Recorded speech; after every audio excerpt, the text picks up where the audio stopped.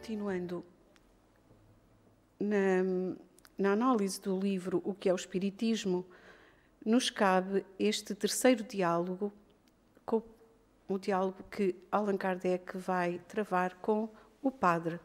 No fundo, este elemento que representa a Igreja Católica, e ele nos vai conduzir por um raciocínio límpido, claro, lógico,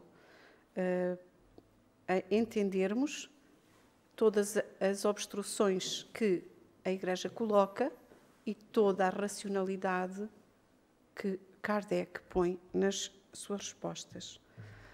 Eu vou prevenir-vos que é um longo diálogo, então, apesar de, por norma, eu gostar de falar mais calmamente, esta vai ser uma conversa um pouco mais apressada, mas não deixem de, mais tarde, ler com atenção.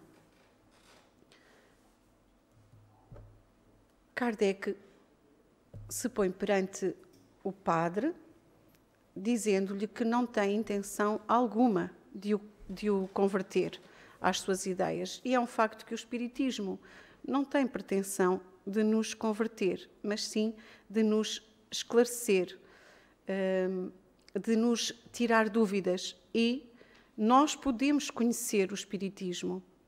Qualquer um de nós o pode conhecer, porque ele está disponível ao nosso estudo. E assim, Kardec vai também dizer ao padre que ele pode consultar todos os livros já escritos e, estudando, aceitar ou rejeitar as ideias.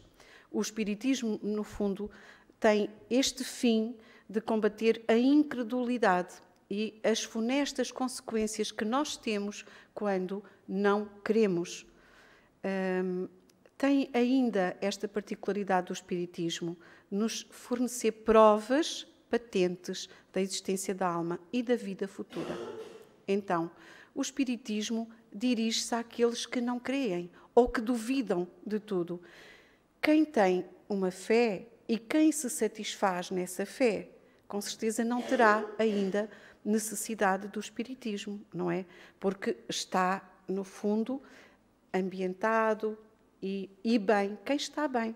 Agora, aqueles que não têm e duvidam de tudo e põem tudo em questão, esses sim precisam do Espiritismo. Então, neste caso, o nosso irmão padre, que vem como autoridade da Igreja, dizendo com certeza e sentindo que não se afasta dos ensinos da Igreja e não busca nada para além dos seus limites, o Espiritismo responde que não se impõe a pessoa alguma e que não força nenhuma convicção. E isto nos diz hoje a nós. O Espiritismo não se impõe, nem força nenhuma convicção. O Espiritismo nos conquista pela sua razão. Algo que sempre ouvi e que tem todo o sentido para mim. Nós, e com certeza para muitos de nós aqui dentro, se não para todos, o Espiritismo nos fala à razão e o nosso coração o aceita. E assim fica tudo sereno em nós. Então, nós somos seres livres e, nesse sentido, nós sabemos que podemos fazer escolhas. Portanto, não temos que ser forçados, não temos que ser conduzidos, empurrados, não. Nós somos livres e podemos usar a nossa capacidade de pensar para fazer as nossas escolhas. A liberdade de escolha, a liberdade de pensamento é um dos nossos atributos. Muitas vezes não temos plena consciência disso, da liberdade que Deus nos deu. É uma ferramenta que temos. Então, se o Espiritismo não respeitasse a liberdade de pensamento e a liberdade religiosa, não seria coerente com o amor e com a caridade que deve a todos. Então, Kardec diz ao nosso irmão, a seus olhos, toda a crença, quando sincera e não permite ao homem fazer mal ao próximo, é respeitável, mesmo que seja errónea. E nós vamos ver no decurso da conversa que estabelecem que não é a doutrina ou a religião que é importante, é os valores que essa doutrina ou essa religião nos transmitem e que faz de nós melhores pessoas e mais amorosos, mais respeitadores. Então, aquele que procura, e foram muitos os que procuraram Kardec para se esclarecer como irmão, a Kardec os acolhia como tal. Aquele que o repele, Kardec os deixava em paz. Precisamente porque, e nós podemos compreender que Kardec foi alguém que durante um curto período de tempo teve esta missão que nós com certeza não conseguimos ainda aquilatar, de em pouco tempo ele publicar a Codificação Espírita, uma obra que ainda hoje nós não conseguimos ler toda, muitos com certeza a estudam, mas que ela será o norte da humanidade para os séculos vindouros.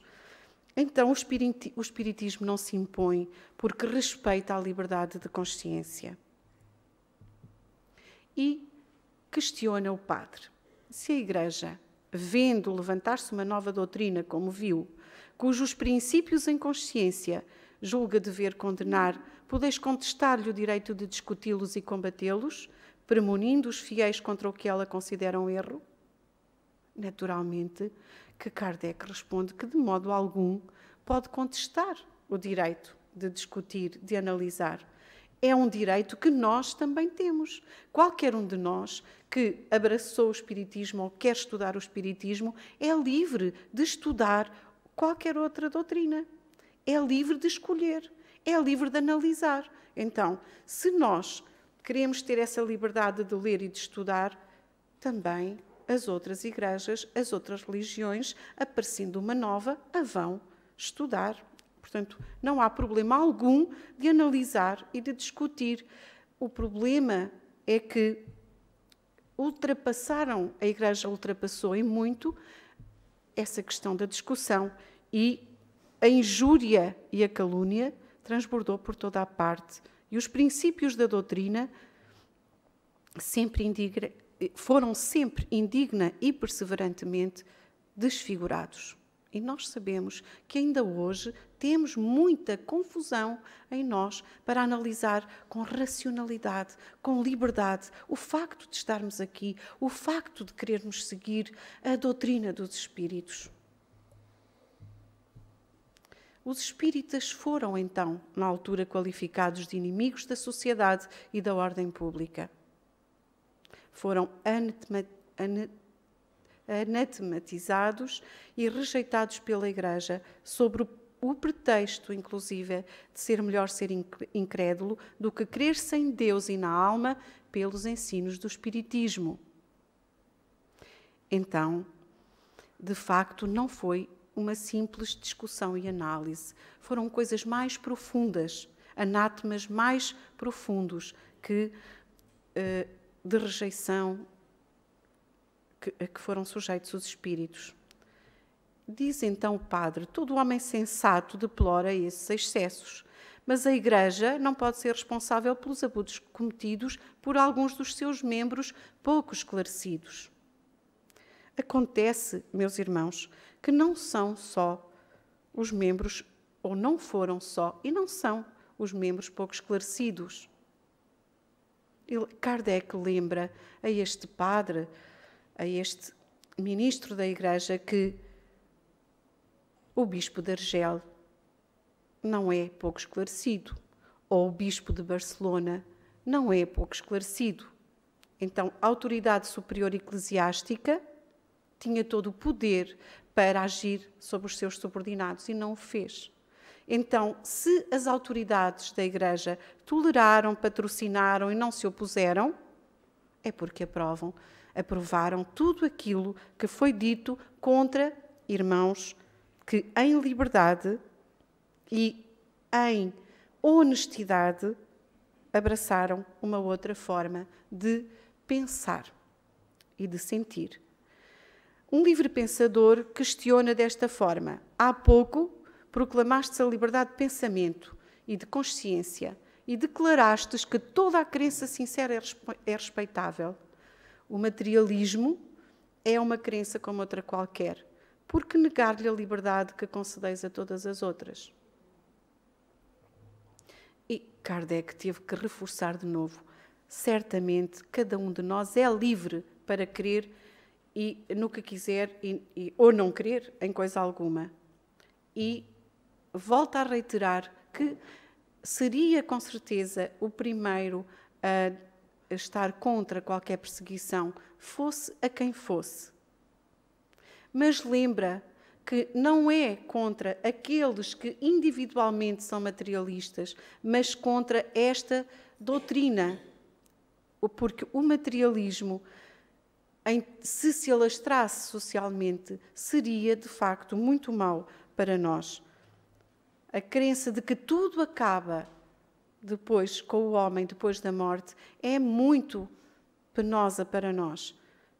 No fundo, se nós pensarmos que tudo acaba com a morte do corpo físico, nada mais há, então nós estamos aqui porque sofrermos, porque nos sacrificarmos por outrem, porque ajudar o meu irmão que está em sofrimento.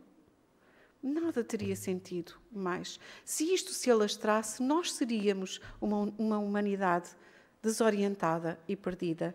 A caridade, a fraternidade, a moral, em suma, ficavam sem base alguma, sem razão de ser, se tudo acaba na hora em que o nosso corpo expira.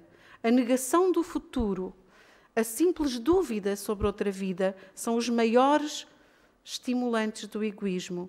E o egoísmo é a origem da maioria dos males da humanidade. O egoísmo é a raiz de onde provém ainda todas as nossas dificuldades. Então, nós, se pensássemos dessa forma, como respeitaríamos o nosso irmão? E Allan Kardec lembra que era preciso que houvesse muito desenvolvimento, que nós fôssemos muito respeitadores dos nossos irmãos para que o materialismo não nos afetasse. Mas nós, todos aqueles que não ligam nada àquilo que se diz ou à opinião pública, não seriam, com certeza, limitados por nada. Então o padre coloca outra questão. Assim, a religião ensina tudo isso e até agora foi suficiente. Qual é a necessidade de haver uma nova doutrina? Se a religião nos ensina que, se no fundo a religião já nos ensinava todas estas coisas... Kardec responde ao nosso irmão padre. Então, se a religião ensina o bastante, por que é que há tantos incrédulos religiosamente falando? E nós sabemos que ainda hoje há tantos incrédulos. Há muita gente que não crê só porque dizem crer, acredita, não é? Precisam de mais. O Espiritismo prova e faz ver o que a religião ensina em teoria. Muitas vezes nos disseram, e todos nós temos com certeza essa lembrança, acredita, sou eu que te digo, é assim, o meu avô já dizia, não é? Mas nós hoje já não é assim que seguimos. Nós queremos compreender, queremos perceber, queremos dar sentido às coisas que fazemos. E por isso temos que, tem que a nossa razão aceitar. A matrícula do carro é esta, e talvez seja melhor. F1 0617. Não é ninguém? Não está ninguém no atendimento? Não está ninguém no atendimento?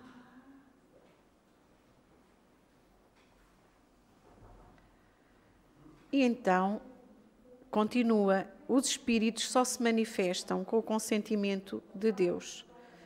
Se Deus, em sua misericórdia, envia aos homens esse socorro para afastá-los da incredulidade, é uma impiedade repeli-lo.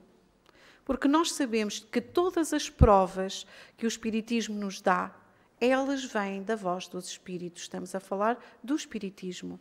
São os nossos irmãos, aqueles que já viveram sobre a Terra e estão vivendo na outra dimensão, que vêm ensinar-nos, que vêm abrir-nos os horizontes, desde todo o sempre, meus irmãos. Agora, no tempo do advento do Espiritismo e no tempo em que vieram em massa trazer-nos o Espiritismo, foi porque era chegada a hora.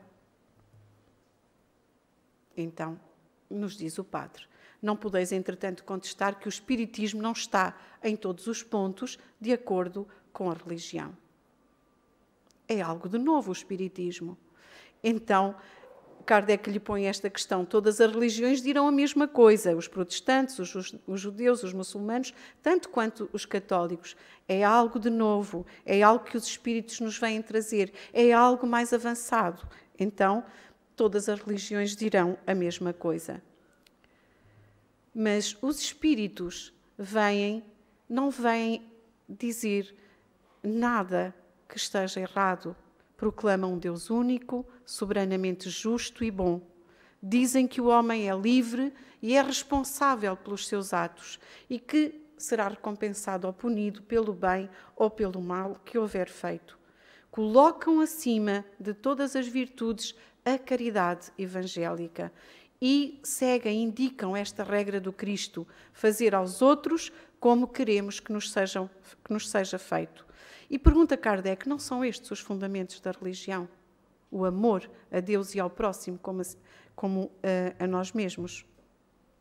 E o Padre diz, pois, concorda com estas questões gerais. O Espiritismo é conforme às grandes verdades do cristianismo. Dar-se-á, porém, o mesmo em relação aos dogmas? Não contradiz ele alguns princípios que a Igreja nos ensina? E é tão claro, Kardec, nesta resposta. O Espiritismo é, antes de tudo, uma ciência, não cogita de questões dogmáticas. O Espiritismo não trata de questões que nos dizem acredita porque é assim. Não. Acredita porque eu te digo. Não. O Espiritismo nos prova, é uma ciência de observação, de experimentação. É uma ciência com consequências morais, como todas as ciências filosóficas. E nós pensamos, e as consequências são boas ou más? E nós podemos julgá-las pelos princípios que acabamos de ouvir. Algumas pessoas, alguns de nós, nos iludimos sobre o verdadeiro caráter do Espiritismo. E nos dá este exemplo da eletricidade, que com certeza tantos fenómenos da eletricidade que antes de serem estudados, o homem desconhecia e, portanto, passavam por estes efeitos a serem do sobrenatural, o homem não atendia. E na ignorância dos fenómenos e da sua verdadeira causa, os homens explicavam esses efeitos das maneiras mais extravagantes. O Espiritismo funda-se na existência deste mundo invisível, formado pelos seres incorpóreos que povoam o espaço e que não são mais do que as almas dos homens que viveram na Terra. São os seres que chamamos espíritos, seres que nos cercam incessantemente e que exercem influência sobre nós, sem que o percebamos. Desenvolvem também este papel tão importante no mundo moral e mesmo no mundo físico. O Espiritismo está na natureza, ainda que não o entendamos ainda. Nós temos vindo a descobrir, o homem tem vindo a descobrir. Nós percebemos isto, todos nós. No início, quando éramos crianças, podemos perceber como era a nossa vida e como ela é hoje, quanto tem sido descoberto em todas as áreas da nossa vida. O Espiritismo está na natureza e podemos dizer que é uma potência da natureza.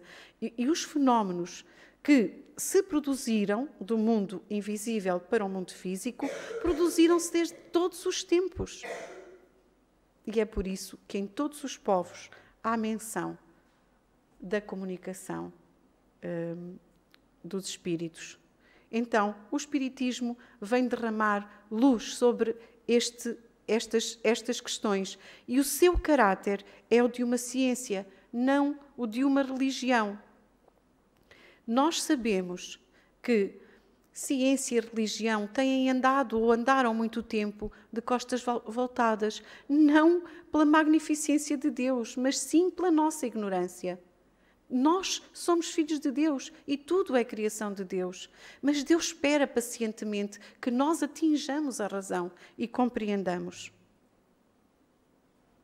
Então, no Espiritismo, as suas consequências morais são todas no sentido do cristianismo e, nesse sentido, é também uma religião, porque o Espiritismo entendido nos aproxima mais de Deus, nos ajuda a compreender Deus, nos ajuda a compreender a criação. E de todas as doutrinas, com certeza, será a mais esclarecida e mais pura. E lembra que os cristãos, aqueles que acreditam em Cristo, no seu Evangelho, na sua moral, na sua passagem, são aqueles que têm mais condições para entender todas as verdades que o Espiritismo vem trazer. Questiona, as evocações não são feitas segundo uma fórmula religiosa? Porque se Kardec está a dizer que o Espiritismo é uma ciência, não é? Então, Kardec responde desta maneira: o sentimento religioso é aquele sentimento que nos liga a Deus, ao Criador, e ele domina as evocações em nossas reuniões, não tendo uma fórmula sacramental. E todos nós sabemos que aqui oramos com as palavras do nosso coração, do nosso ser. Para os espíritos, o pensamento é tudo e a forma é nada. O que conta é o nosso sentir, a nossa vibração. Então, Kardec explica que chama os espíritos em nome de Deus porque cremos em Deus e porque sabemos que nada neste mundo se faz sem a sua permissão. Portanto, nenhum espírito virá sem que Deus o permita. E nós, continua, trabalham com calma e recolhimento, porque é uma condição necessária para as observações. Como nós, se queremos aprender, compreender, investigar, estamos no meio da confusão e do barulho? Não, estamos com calma, com recolhimento, porque é uma condição que nos é necessária. E porque ainda, Kardec explica, sabemos o respeito que se deve àqueles que não vivem mais sobre a Terra. Nós muitas vezes não temos ainda, não sentimos verdadeiramente esse respeito por aqueles que não vivem mais sobre a Terra e não sabemos em que condição, feliz ou infeliz. Então, ele nos explica que faz o apelo aos bons espíritos, porque sabendo que há aqueles que são bons e aqueles que ainda não são bons, há aqueles que são felizes e aqueles que são menos felizes, ele quer com certeza que venham os bons. Embora nesta altura Kardec tenha evocado todos os espíritos que entendeu necessário, porque estava a estudar, estava a investigar. E o padre continua, mas que dizem os espíritos superiores a respeito da religião? Os bons nos devem aconselhar e guiar. Kardec esclarece que há 2 pontos a considerar nas religiões: aqueles que são princípios gerais, que são comuns a todas, e aqueles que são princípios particulares de cada uma. Nós também percebemos isso. Os primeiros, ele já falou há bocadinho, e nós podemos pensar que se baseiam no amor, no respeito, na caridade. Aos segundos, aqueles que são da natureza das nossas tendências, dos nossos gostos, ele esclarece que os espíritos vulgares, sem ser maus, podem ter preferências e opiniões, podem preconizar esta ou aquela forma, mas os espíritos superiores, eles nos orientam dizendo desta maneira: Deus é bom e justo, não quer senão o bem. A melhor de todas as religiões é aquela que só ensina o que é conforme à lei de Deus, à sua bondade e à sua justiça, que dá de Deus a maior e mais sublime ideia. E nós sabemos quantas ideias já passaram pela nossa mente sobre Deus. Já pensámos que Deus era castigador. E, no entanto, Jesus nos veio dizer que Deus era Pai. E nós sabemos que o Pai, nós relacionamos diretamente com o amor, com a proteção. E nós hoje ainda não conseguimos ver Deus, fonte inesgotável de amor, de infinito amor. Ainda não conseguimos. A doutrina que os espíritos superiores nos dizem, com certeza, que a melhor religião é a que condena todo o mal feito ao próximo, é aquela que não autoriza a injustiça sob qualquer forma ou pretexto, que nada prescreve de contrário às leis imutáveis da natureza. Nós andamos a descobrir as leis da natureza, nós ainda não as sabemos.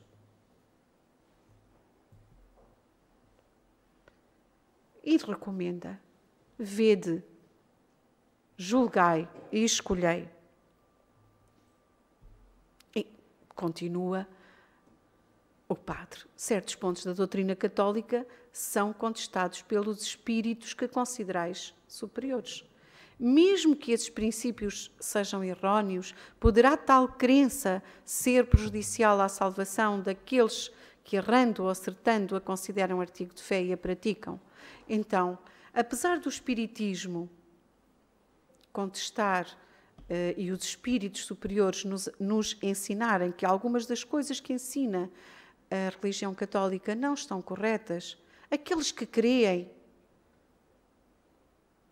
é prejudicial para a sua salvação? Certamente que não.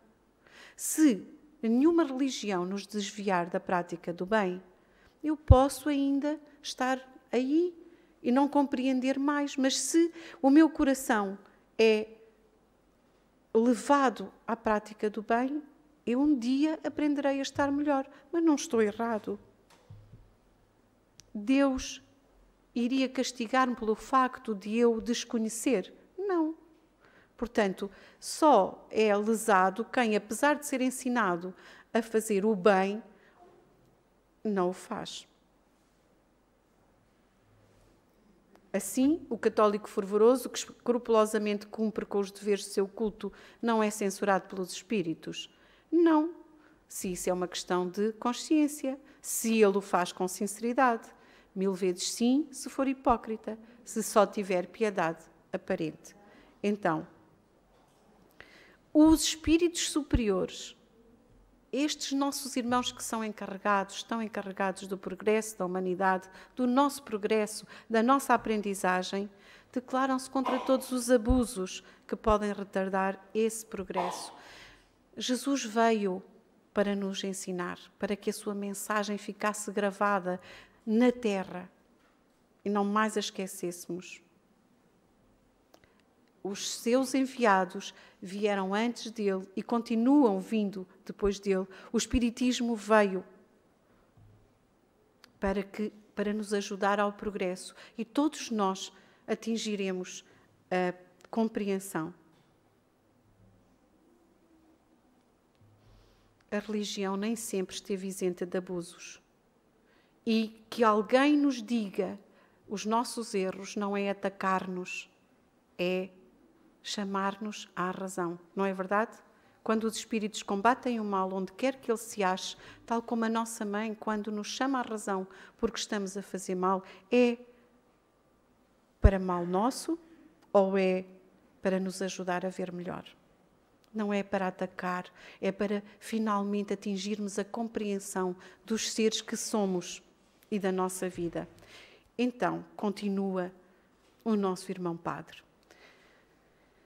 Disseste que o Espiritismo não discute os dogmas e, entretanto, ele admite certos pontos combatidos pela Igreja. A reencarnação, a aparição do homem na Terra, antes de Adão, nega a eternidade das penas, a existência dos demónios, o purgatório e o fogo do inferno. E Kardec esclarece que já de há muito estas questões vêm a ser analisadas e discutidas. Não é o Espiritismo vem fazer luz, porque nós precisamos de sair desta escuridão, desta ignorância, deste obscurantismo. Há um grande princípio que domina tudo, a prática do bem, que é a lei superior. É aquela que aquela que todos temos que adotar para o nosso futuro. E ele salienta que, no fundo, das comunicações que recebe, que ouve, que escuta, que lhe chegam, ele ouve de toda a natureza da situação espiritual. Então, ele diz ao nosso irmão, enquanto a luz não se faz sobre estas questões, crede, se o quiserdes, nas chamas e nas estruturas materiais, porque enquanto não se faz luz em nós, nós vamos acreditar naquilo que conseguimos, vamos pensar à volta daquilo que é a nossa prática, mas à medida que vamos crescendo, as sombras se vão diluindo. Crede na existência do diabo, se tal crença vos ajudar a ser melhores, mais humanos e mais caridosos. O Espiritismo, como doutrina moral, só impõe uma coisa, a necessidade de fazer o bem e evitar o mal. É uma ciência de observação que tem consequências morais, que são a confirmação e a prova dos grandes princípios da religião. Quanto às questões secundárias, ele as abandona à consciência de cada um. Não nega o purgatório. O purgatório é um período de sofrimento. Nós não andamos no purgatório. Nós não andamos a tentar compreender, a cair em nós, a tomar consciência dos nossos erros. Quando isso nos acontece, não passamos por um período de sofrimento e quando encetamos o caminho da mudança, não começamos a sentir-nos aliviados. Então, Kardec ainda nos lembra uma outra coisa sobre os suplícios eternos. Se nós pensarmos como é que esta ideia de suplício eterno é compatível com um Pai misericordioso, com um Pai amoroso. Qual o Pai que na terra não perdoa o seu filho? Como é que Deus, infinitamente bom e justo, não perdoa o seu filho? É a negação da infinita misericórdia de Deus.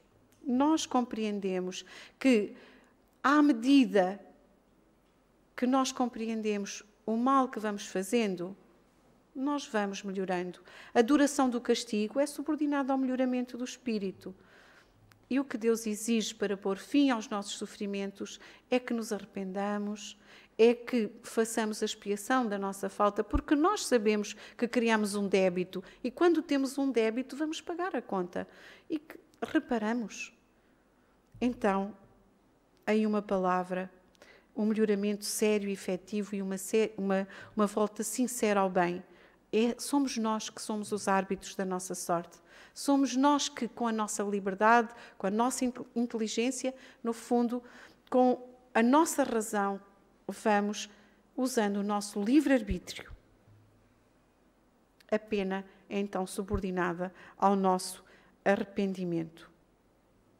Muitas vezes o que é que acontece? Como nós desconhecemos isto, a duração da pena nos parece eterna, não é? Como nós não somos capazes de querer, de ter fé em Deus, de nos lembrarmos que Deus é amor e, portanto, não paramos para pensar o que está a acontecer connosco e como podemos mudar, pensamos que tudo na nossa vida é fruto dos outros, porque raramente nós nos pomos em questão. Pensamos que são sempre os outros e que é Deus que vem resolver milagrosamente. Somos nós, meus irmãos, somos os árbitros, somos os autores da nossa vida, do nosso destino. Então, a condição da nossa ignorância é muitas vezes pensarmos que o mal nunca vai acabar. Acaba. Depois da noite ao dia, depois da tempestade, a bonança. Não é? É sempre assim. Depois do inverno, a primavera. Tudo passa. Então, esta doutrina é, por certo, mais conforme à justiça de Deus. Pune enquanto o culpado persiste no mal. Não pune, Deus não pune. Somos nós que atraímos o mal para nós. E quem é que terá imaginado toda esta teoria? Fomos nós? Pergunta Kardec. Não. Não fomos nós, são os espíritos que a ensinam e provam pelos exemplos que diariamente nos fornecem. São os nossos irmãos, desejosos que nós aprendamos para mais rapidamente vivermos bem. E é por estas coisas que as crenças espíritas têm conduzido ao bem muita gente mesmo entre os materialistas, aqueles que não tinham medo algum do inferno, portanto, não viam, inclusivamente, a impossibilidade de tal coisa, porque a compreensão da vida, a compreensão do amor de Deus nos ajuda a mudar de caminho. E ainda põe o padre esta questão. Mas não achas, não julgais que o vulgo, que o povo precisa de imagens mais impressionantes, antes que uma filosofia que ele não pode compreender? Não achais que o povo precisa de crer que o diabo os castiga, que o fogo do inferno é eterno, para seguirem pelo caminho do bem? Isso é um erro que tem lançado mais de um homem no materialismo, ou pelo menos afastado mais de um homem da religião. E julguemos por nós se muitas vezes estas questões que nos amedrontaram não fizeram com que nos afastássemos, porque não aceitando uma parte, rejeitamos tudo. Hoje nós sabemos que não é pelo medo que educamos, não é pelo medo. É pela razão, pela compreensão, que a fé, a nossa fé, se fortifica. A religião ganhará sempre em seguir o progresso das ideias. Se alguma vez a religião corre perigo, é quando os homens querem avançar e a religião quer ficar para trás. E olha, vejam esta frase que eu não sublinhei, mas que é magistral: comete um erro de época quem espera conduzir os homens de hoje pelo medo do demónio e das torturas eternas. E continua falando de excluir a existência dos demónios, e sem eles como é que nós explicamos a influência do mal que não pode vir de Deus? Kardec vai explicar que os demónios somos nós, os espíritos, quando nos arraigamos ao mal, quando andamos dominados por maus pensamentos, por maus sentimentos, quando desejamos praticar más ações. Não é verdade? Esses somos nós, os demónios. De facto, o Espiritismo nos esclarece.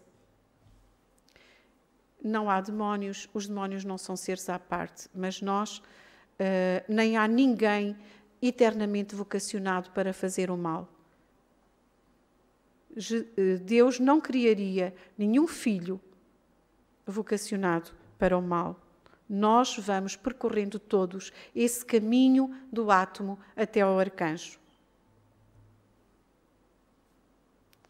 E, no fundo, nós ficamos mais cientes que admitir, e para o padre, admitir a comunicação dos maus espíritos, que é algo que a Igreja também se arraigava a dizer, é reconhecer, em princípio, a realidade das manifestações.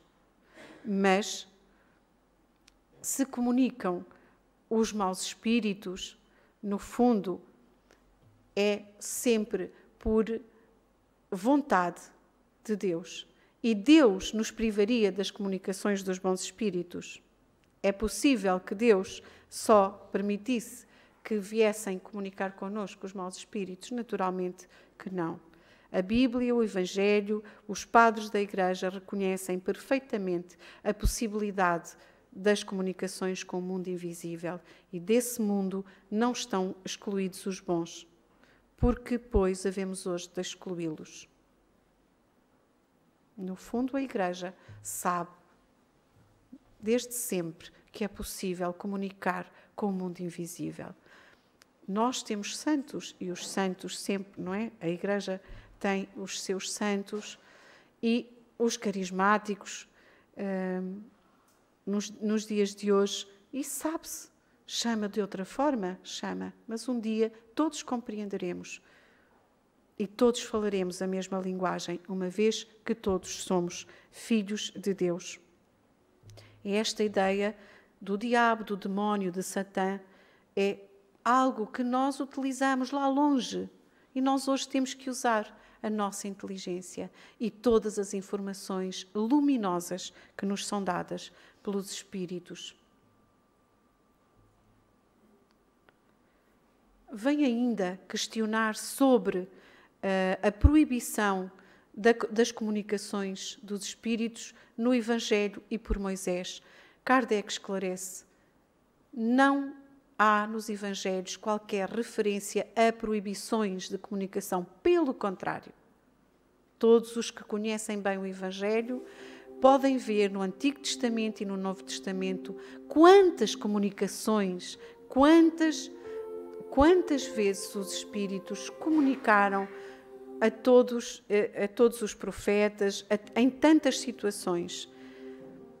Moisés proibiu, de facto, porque os homens do tempo abusavam da evocação e da comunicação com os mortos, com os espíritos. A proibição tinha uma razão de ser, que era este abuso que Moisés, que os homens do tempo faziam, não por uma questão de bondade, mas por uma questão de adivinhação. Aquelas questões que tinham a ver com as coisas materiais, não é? Que nós hoje ainda temos um resquício disso. Vimos muitas vezes perguntar pelas coisas da nossa vida material. E vai alertar, então, também ajudar a pensar. Então, se Moisés, na altura, tinha também a pena de morte, e nós hoje já abolimos a pena de morte, porque sabemos que ela não é conforme à caridade cristã, como é que fica a Igreja nesta dificuldade que tem em aceitar as comunicações espirituais? Vai continuando a explicar o que era a lei de Moisés. De facto, a lei de Moisés tem uma parte divina e uma que é temporal, que é civil, que é dos homens. A divina não passa, não passará. Nós ainda hoje não conseguimos cumprir a lei divina nos 10 mandamentos de Moisés. Mas a lei temporal é dos homens, não é? Se Moisés proibiu então evocar o espírito dos mortos, é ainda uma prova de que eles podem vir. Estamos entendendo? Se Moisés proibiu, é porque eles se comunicam. Se em seu tempo eles podiam entrar em relação conosco, hoje ainda o podem.